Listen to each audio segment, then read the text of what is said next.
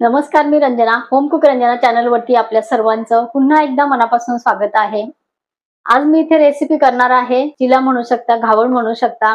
Weight loss मध्येही उत्तम हा आपल्याला पोटभरीचं होऊ शकतो. हा नाश्ता म्हणा किंवा दुपारच्या जेवणामध्ये किंवा संध्याकाळी तुम्ही खाऊ शकता आणि पाहिजे त्या भाज्या या घावणमध्ये चिल्यामध्ये तुम्ही वापरू शकता. तर आजचा पौष्टिक आणि हेल्दी चिला आपण इथे बनवणार आहोत. तर तो चिला असणार आहे ओट्स आणि त्यामध्ये आपण वरी घालणार आहोत आणि भाजलेले फुटाणे, म्हणजे जे मार्केटमध्ये आपल्याला भेटतात ते फुटाणे किंवा तुम्ही घरी चण्याचे भाजून आणता ते फुटाणे आपल्याला इथे घालायचे आहे. कुठल्याही जेवणामध्ये 3 टाइमच्या कुठल्याही मीलमध्ये तुम्ही हा घेऊ शकता. सकाळ, दुपार, संध्याकाळच्या. लवकर भूक लागत नाही आणि ज्यांना वेट लॉसची जर्नी चालू आहे त्यांच्यासाठी खूप उत्तम हा चिला आहे. चला तर मग रेसिपीला सुरुवात करते.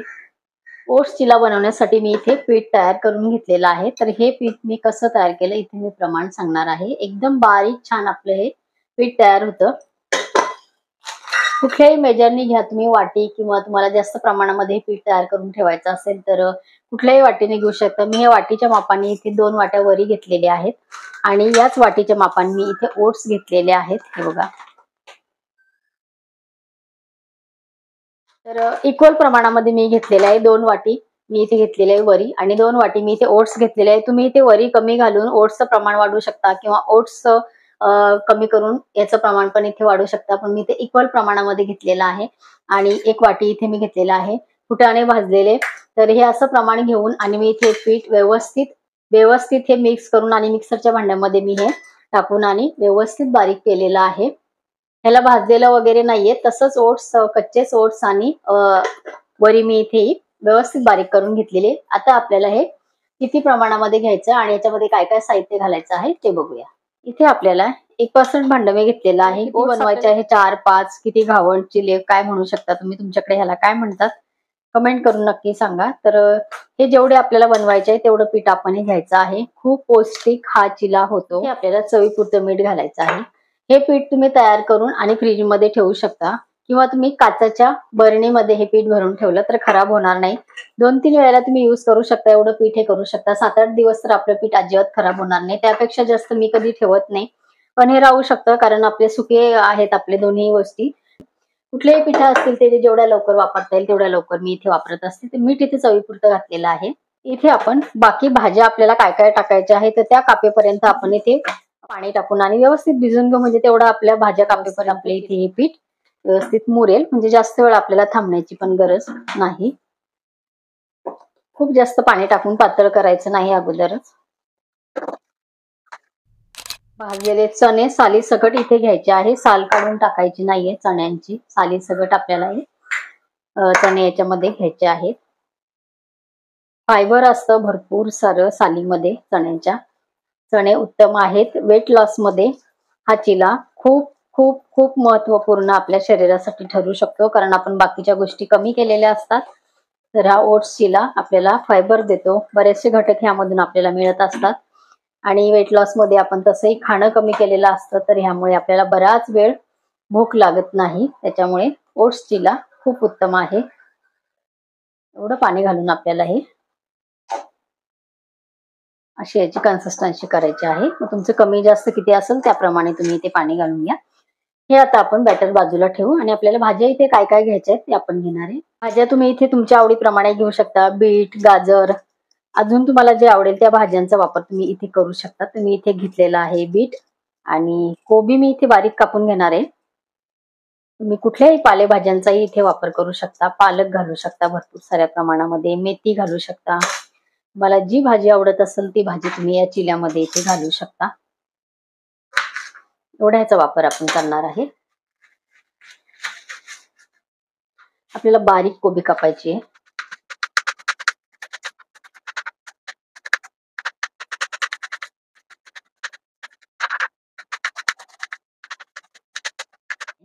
हे आपल्याला किसून घ्यायचं आहे. इथे या मिडियम साईजच्या चाळणीने आपल्याला करायचं आहे. एकदम बारीक पण नाही, एकदम जाड पण नाही आणि मिडियम साईजच्या चाळणीने आपल्याला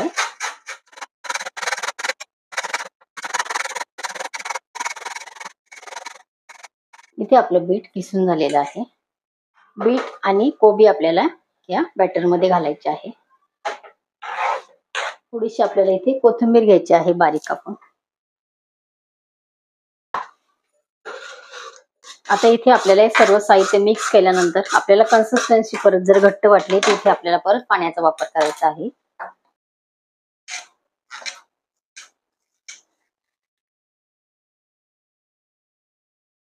इथे आपल्याला थोडंसं पाणी घालायचंय.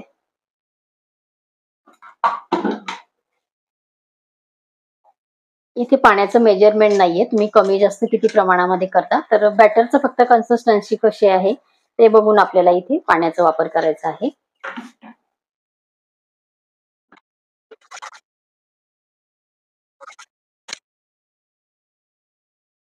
तव्यावरती बॅटर टाकल्यानंतर थोडंसं आपल्याला व्यवस्थित असं सगळीकडनं ते गोल करता आलं पाहिजे, अशी कन्सिस्टन्सी आपल्याला इथे करायची आहे.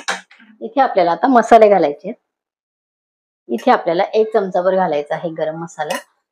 अर्धा टीस्पून आपण इथे जिरे घालणार आहे. 2 चिमटी इथे हिंग घातलाय. अर्धा टीस्पून पेक्षा कमी आपण इथे हळद घातलेली आहे. अर्धा टीस्पून आपली इथे मिरची पावडर आपण घातलेली आहे. आपल्याला व्यवस्थित मिक्स करायचंय. आपल्याला सर्वात मागून टाकायचे आहे 1 टीस्पून आपण घातलेले आहे तीळ. तुम्ही तिळाचं प्रमाण इथे जास्त सुद्धा घालू शकता. आणि आता आपल्याला हे व्यवस्थित मिक्स करायचंय. या पद्धतीचा आपल्याला हे इथे कन्सिस्टन्सी आपली हवी आहे. हे बघा, पॅन आपण इथे गरम करायला ठेवलेला आहे. थोडंसं आपल्याला पॅनला तेल लावून घ्यायचं आहे.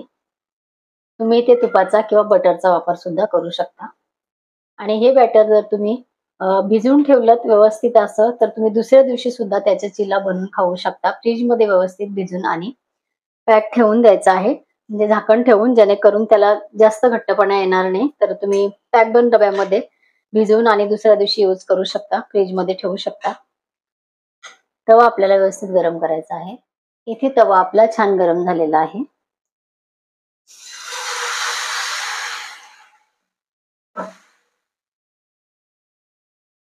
या पद्धतीची कन्सिस्टन्सी आपल्याला ठेवायची आहे. इथे खूप जास्त जर घट्ट केलं तर आपल्याला ते व्यवस्थित पसरवता येणार नाही. त्यामुळे खूप जास्त घट्ट आपल्याला हे पीठ ठेवायचं नाहीये.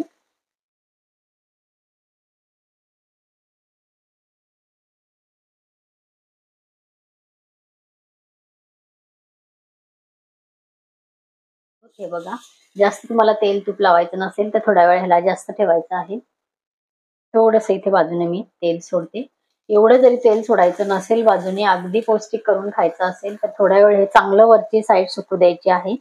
दुसरा चिला मी इथे तेल न लावता तुम्हाला इथे दाखवते, तर व्यवस्थित चिला निघतो तो. वरची बाजू आपली संपूर्ण सुकलेली आहे.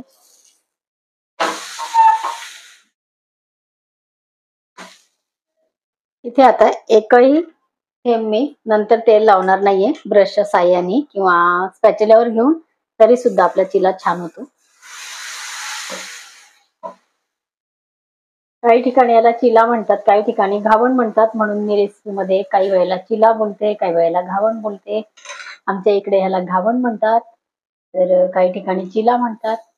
वरची बाजू आपल्याला छान येते, पूर्ण सुकू द्यायची आहे. पूर्ण कोरडी झाल्यानंतर अलगद आपला हा घावण उलटा होतो. वरची बाजू आपली पूर्ण इथे सुकलेली आहे बघा.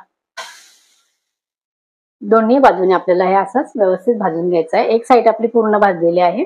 आता आपण उलटा करून टाकलेला आहे. दोन्ही साईडने आपला घावण इथे छान झालेला आहे. असेच मी हे घावण इथे करून घेणार आहे. इथे ओट्स घावण तयार झालेले आहेत.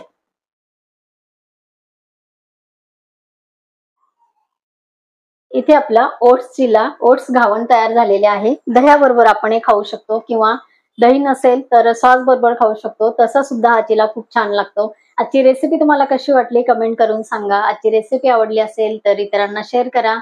रेसिपीला लाईक करा. माझ्या चॅनलवरती तुम्ही नवीन असाल तर होम कुक रंजना चॅनलला सबस्क्राईब करा. माझ्या चॅनलवरती अनेक व्हेज नॉनव्हेज पदार्थांच्या प्लेलिस्ट आहे, त्याची लिंक खाली डिस्क्रिप्शन बॉक्समध्ये मी दिलेली आहे. त्यानंतर तुम्ही मला फेसबुक आणि इंस्टाग्रामवर सुद्धा फॉलो करू शकता, त्याची लिंक मी खाली डिस्क्रिप्शन बॉक्समध्ये दिलेली आहे. तुम्ही मला व्हॉट्सअप चॅनलला सुद्धा ऍड होऊ शकता, त्याची सुद्धा लिंक मी खाली डिस्क्रिप्शन बॉक्स मध्ये दिलेली आहे. परत अशीच एक छानशी रेसिपी घेऊन परत भेटणार आहोत. तोपर्यंत बाय बाय.